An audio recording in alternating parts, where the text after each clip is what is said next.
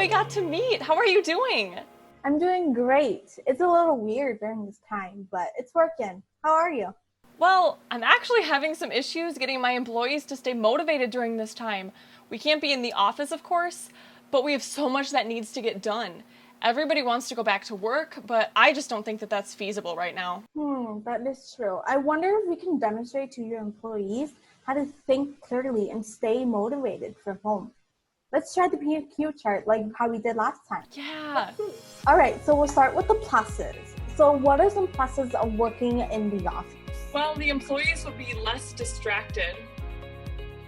Okay. Also the interactions with the coworkers. And then also just having access to work-related resources like their own computers and phones. Moving on to the minuses. What are some minuses? Well, there's limited flexibility. Not to mention the traveling time to get to work. And then, of course, with the coronavirus, a higher risk of infection. So moving on to the questions. What are some questions that you have or your employees may have with this? Well, how much do we have to disinfect our workstations? And how are we supposed to maintain social distancing? And then I guess, will employees need to wear masks? If so, for how long, and all the logistics of that? And then what about our high-risk employees or vulnerable employees? True, that is very good questions to consider. All right, so now moving on to working from home. What are some pluses of working from home? Well, obviously there's a minimized risk of infection, which is why we're working at home now. And then there's also flexibility for employees. It might improve their time management skills, and then it might improve their work and life balance. True. Okay, moving on to the minuses. Well, there's limited office resources, of course. It also might be more difficult to connect with coworkers, and then people just have less accountability for the work that they're doing.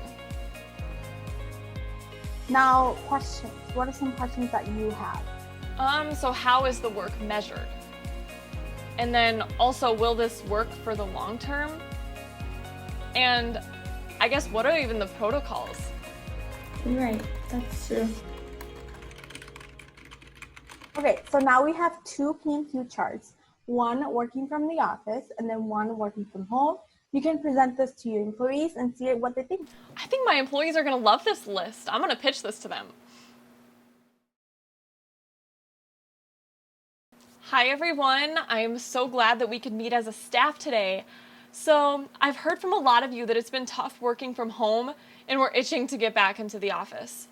I definitely understand the distraction of wanting to work in the office and that it's taking away from the high level of work that we can be doing. So we have two choices here. Either we return to the office or we would continue to work from home for the time being.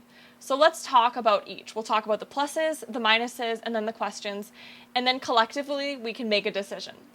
So starting with the pluses. Hey! Hi! Oh my gosh, I have to tell you, I brought it up to my employees, and once we went over both choices, it was unanimous. Everyone thought it would be safer to work from home and to develop a campaign to hold everyone accountable. It would increase communication among employees. So we're in the works of figuring out a bounce back plan. That is great to hear. I'm glad that the PMQ chart helped you and your employees to think clearly.